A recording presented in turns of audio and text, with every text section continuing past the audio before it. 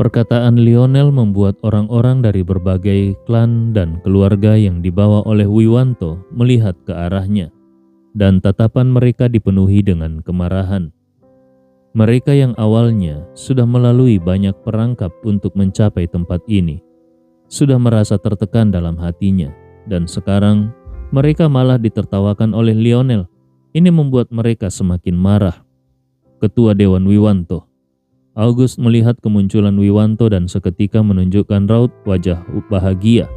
Dengan adanya Wiwanto, dia tidak perlu takut lagi pada Deva dan Lionel. Tuan Muda August, tidak disangka kalian juga menemukan tempat ini. Apakah kalian menemukan harta karun di sepanjang perjalanan? Wiwanto bertanya pada August. Selain perangkap, Wiwanto dan yang lainnya tidak menemukan harta karun maupun sumber daya di sepanjang perjalanan. Benar-benar menyedihkan. Ketika August mendengar Ketua Dewan Wiwanto menanyakan hal ini, dia segera menceritakan apa yang terjadi pada Ketua Dewan Wiwanto. Saat Ketua Dewan Wiwanto mendengar bahwa Deva telah mendapatkan lukisan pegunungan dan sungai 90.000 mil, dan lukisan itu dapat berubah dengan sendirinya, ekspresi keserakahan muncul di matanya. Deva, tunjukkan lukisan yang ada di tanganku untuk aku lihat. Wiwanto berjalan ke arah Deva dan berkata pada Deva dengan nada bicara yang memerintah.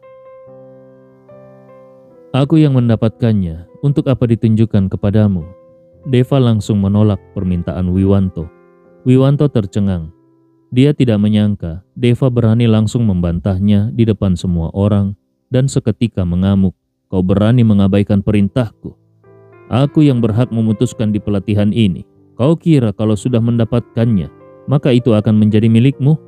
Semua orang yang ada di sini juga dapat merebutnya darimu. Sebaiknya kau bisa mempertahankannya. Saat Wiwanto selesai bicara, banyak orang dari klan dan keluarga bela diri yang menatap Deva dengan erat, seperti sudah siap untuk menyerang kapan saja. Dengan adanya begitu banyak orang yang menatap Deva, walau Deva memiliki kekuatan yang tinggi, dia juga akan sulit menahan serangan dari begitu banyak orang. Sebagai ketua dewan dari aliansi seni bela diri, kau mencampuri urusan pelatihan dengan sesuka hati dan sengaja membahas tentang memperebutkan harta karun. Bajingan sepertimu juga mengira dirimu berhak memerintahku. Kau kira kau siapa? Deva sudah menyadari sejak awal Wiwanto dan August berada di pihak yang sama dan terus mengincar dirinya dalam setiap kesempatan. Wiwanto dimaki, semua orang menatap Deva dengan kaget. Hanya Lionel yang tertawa terbahak-bahak. Deva, cukup berani, tidak perlu mendengarkan orang-orang yang sok suci ini. Raut wajah Wiwanto menjadi sangat jelek. Sepasang tinjunya mengepal dan sepasang matanya berkedip. Tuan Muda August, rebut lukisan itu, dan itu akan menjadi milik keluarga King. August yang mendengarnya merasa serba salah. Ketua Dewan Wiwanto. Lionel, tenang saja. Siapapun yang berani membantu Deva hari ini, aku akan memastikan dia hancur berkeping-keping. Setelah selesai bicara, Wiwanto mengeluarkan aura menakutkan dari tubuhnya dan menyelimuti semua orang yang ada di sana. Raut wajah Lionel sedikit berubah. Ledakan aura Wiwanto ini membuat dia benar-benar tidak berani membantu Deva. Dengan kekuatannya saat ini, walau ditambah dengan 2 Great Grandmaster yang dia bawa, juga tidak bisa menandingi Wiwanto. Mendengar Wiwanto berkata demikian, August kegirangan. Ketua Dewan Wiwanto, kalau begitu, aku akan mewakilimu memberi pelajaran pada Deva ini. Setelah selesai bicara, August meledakkan aura di tubuhnya. Penghinaan yang baru saja dia alami di ruangan makam, saat ini ingin dia balaskan. August mengangkat telapak tangannya dan menamparkannya ke arah Deva. Sepasang mata Deva menyipit. Dia meletakkan lukisan di tangannya ke belakang punggungnya dan menyambut pukulan August. Setelah suara dentuman yang keras, tubuh August mundur beberapa langkah ke belakang, sedangkan tubuh Deva juga mundur beberapa langkah lalu kembali stabil. Dengan satu tamparan itu dapat terlihat keduanya memiliki kekuatan yang imbang. Ternyata memang punya kemampuan. Sepertinya aku harus menggunakan kekuatan penuhku. August mengangkat tangannya dan Efron langsung melemparkan sebuah pedang pusaka padanya. Pedang itu keluar dari sarungnya dan hawa dingin yang menakutkan langsung mengarah pada Deva. Deva juga tidak berani bersikap sombong. Dia mengulurkan tangannya dan pedang naga muncul di tangannya.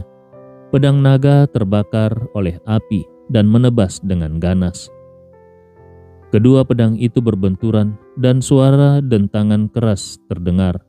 Percikan api berterbangan ke segala arah dan membuat seisi gua menjadi jauh lebih terang. Benturan itu membuat August merasakan pergelangan tangannya sakit. Tapi saat dia menoleh ke arah Deva, dia menemukan Deva yang tampak baik-baik saja. August kembali mengayunkan pedangnya. Deva juga tidak menunjukkan kelemahannya dan keduanya seketika terlibat pertarungan. Energi pedang tersebar ke seluruh arah dan membuat bebatuan di gua itu berantakan. Keduanya bertarung sebanyak 100 jurus dan belum ada yang menang. Wiwanto yang melihat ini melambaikan tangannya dan menghantamkan sebuah energi yang besar ke arah Deva, lalu menampar tubuh Deva.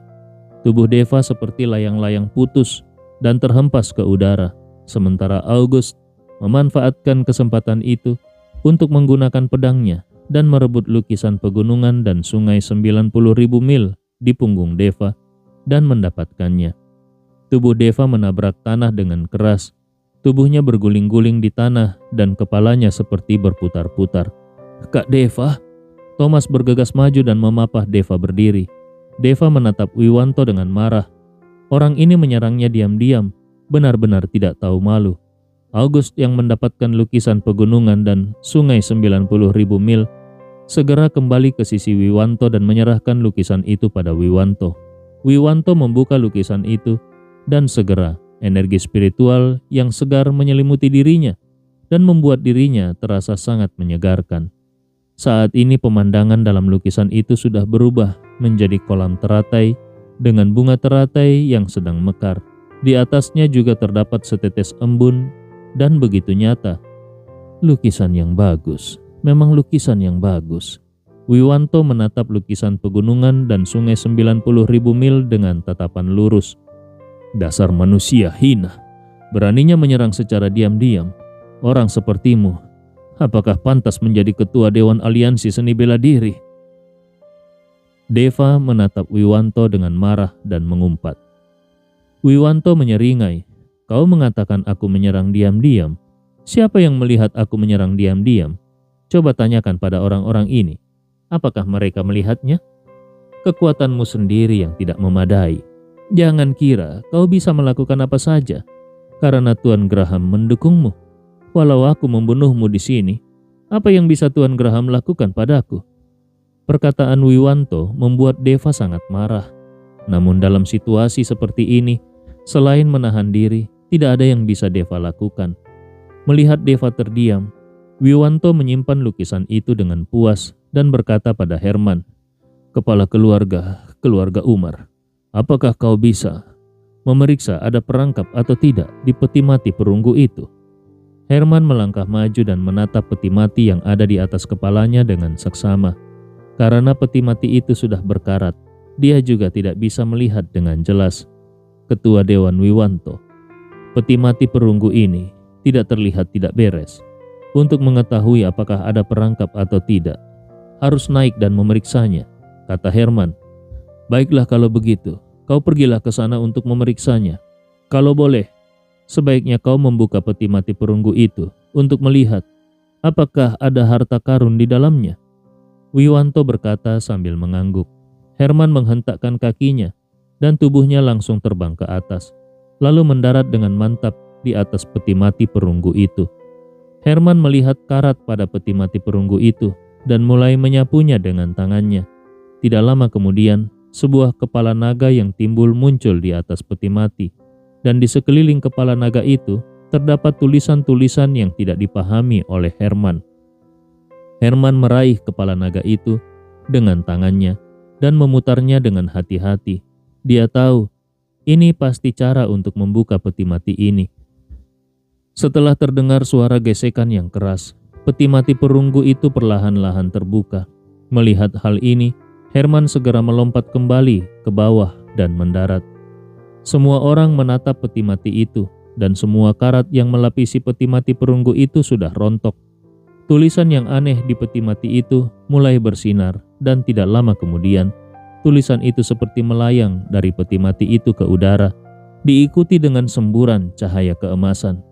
Semua orang terkejut, dan cahaya keemasan itu seketika membentuk jaring besar yang menyelimuti seluruh gua, diikuti oleh tekanan yang begitu kuat, dan langsung menekan energi yang ada di tubuh semua orang.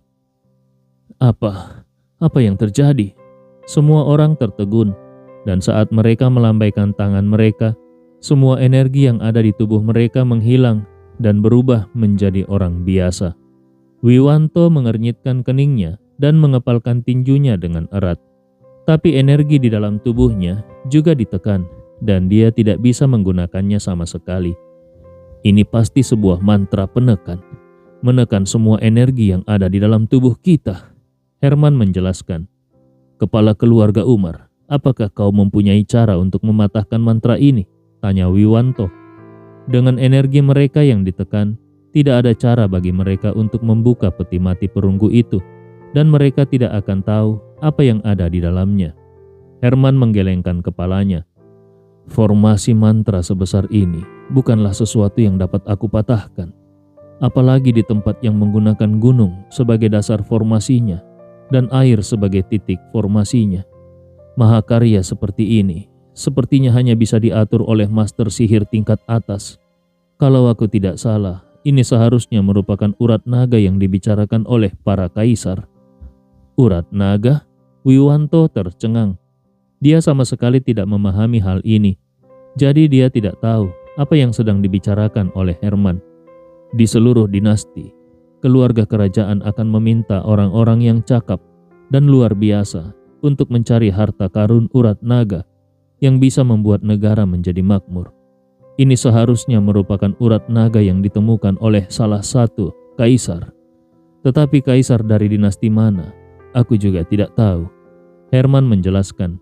Penjelasan Herman membuat Wiwanto memahaminya.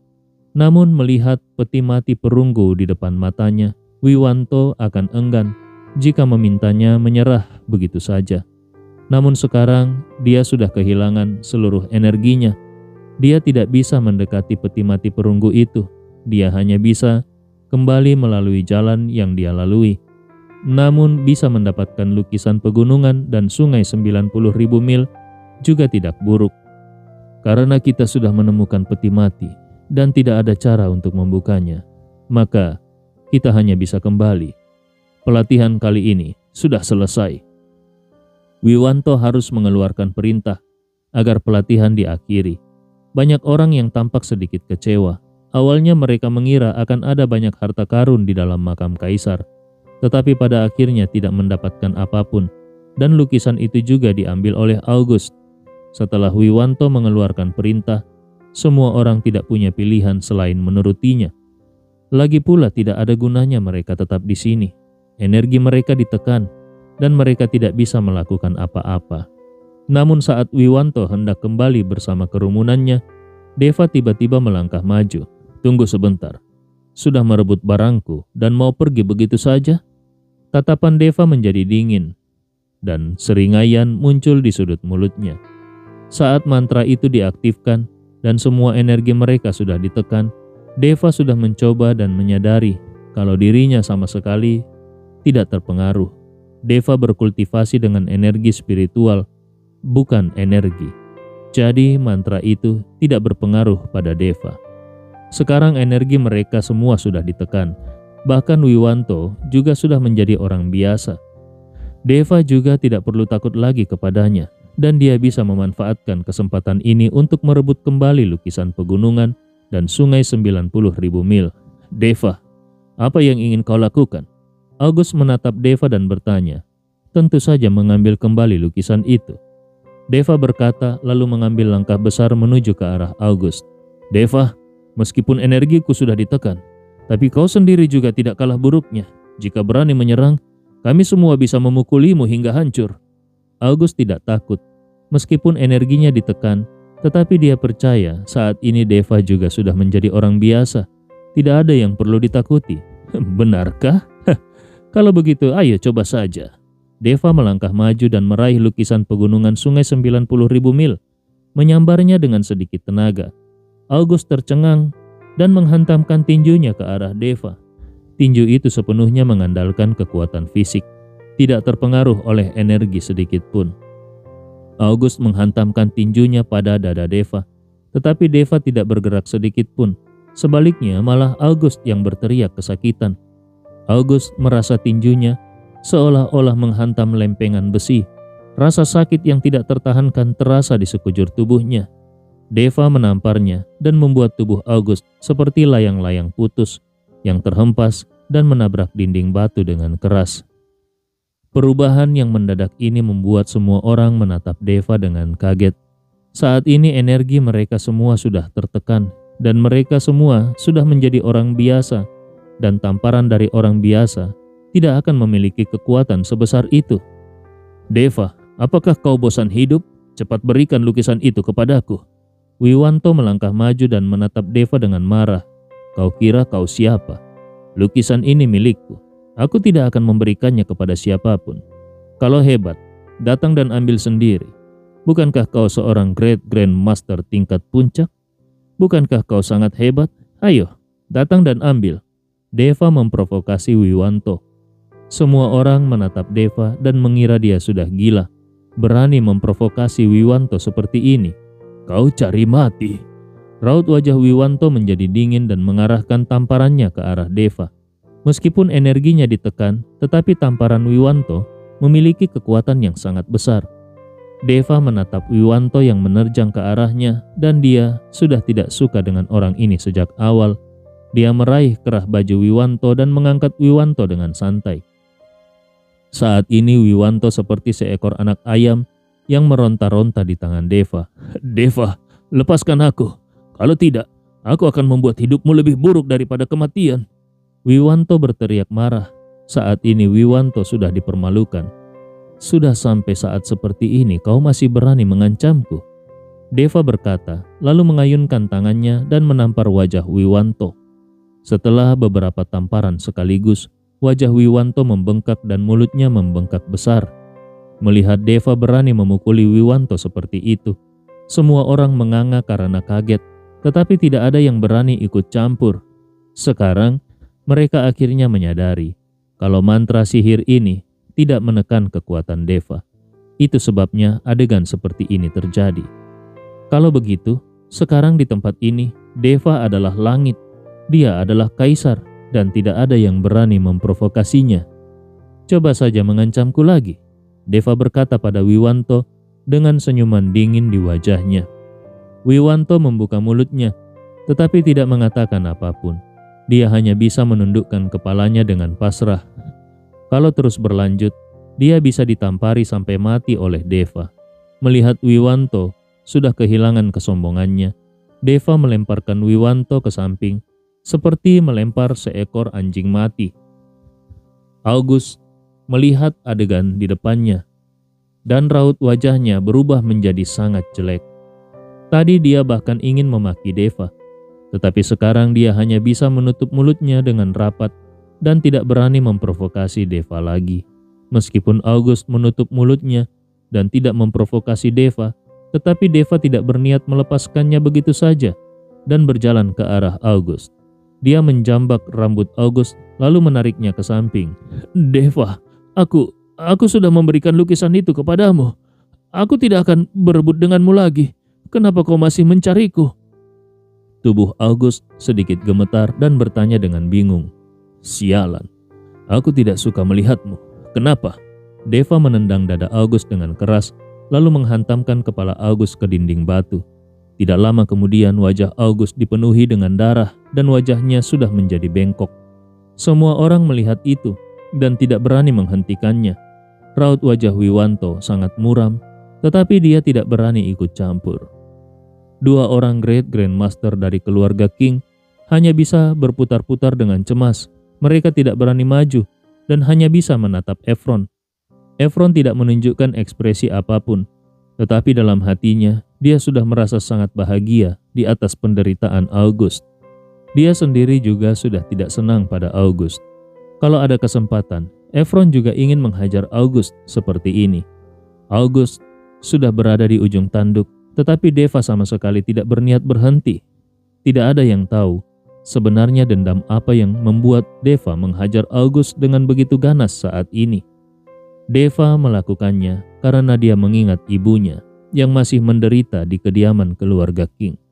Dan dia tidak bisa mengendalikan dirinya. Deva, sudahlah. Kalau kau benar-benar membunuh August, jalanmu ke depannya akan sulit. Saat ini Lionel maju dan membujuk Deva. Deva tersenyum kecut. Walau dia tidak membunuh August, sebenarnya keluarga King juga tidak akan melepaskannya. Tapi sekarang Deva tidak boleh membunuh August, karena dia ingin menunggu kesempatan untuk menggunakan nyawa August dan ditukar dengan kebebasan ibunya.